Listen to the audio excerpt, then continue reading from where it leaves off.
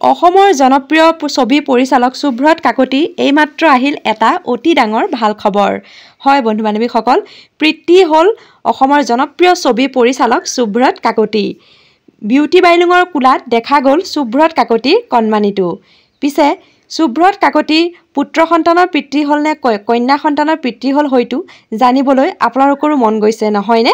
এই ভিডিঅ'টোত আপোনালোকক সকলোখিনি কম, ভিডিঅ'টো প্ৰথমৰ পৰা শেষলৈকে চাই থাকিব। বিউটি বাইলুঙে তেওঁৰ কোলাত কণমানিটো কোলাত লৈ এটি বিশেষ পোষ্ট শ্বেয়াৰ কৰিছে আৰু তেওঁ পোষ্টটিত লিখিছে জুনিয়ৰ শুভ, অৰ্থাৎ সুব্ৰত কাকতি এটি পুত্ৰ সন্তানৰ পিতৃ হয়। আৰু আমাৰ চেনেলৰ তৰফৰ পৰা সুব্ৰত কাকতি আৰু তেখেতৰ পত্নীলৈ বহুত শুভেচ্ছা জ্ঞাপন কৰিলোঁ। সুব্ৰত কাকতিক হয়তো আপোনালোকে সকলোৱে চিনি পায়।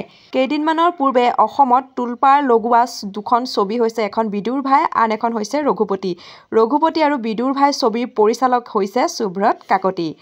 সঁচাকৈ সুব্ৰত কাকতিৰ খবৰটো পাই খুবেই ভাল লাগিল আৰু সুব্ৰত কাকতিক কণমানিটোলৈ আমাৰ চেনেলৰ তৰফৰ পৰা বহুত হিয়া উজাৰি মৰম যাচিলোঁ। কণমানিটোক ভগৱানে সদায় ভালে কুশলে ৰাখক, তাকেই ভগৱানৰ ওচৰত প্ৰাৰ্থনা কৰিলোঁ।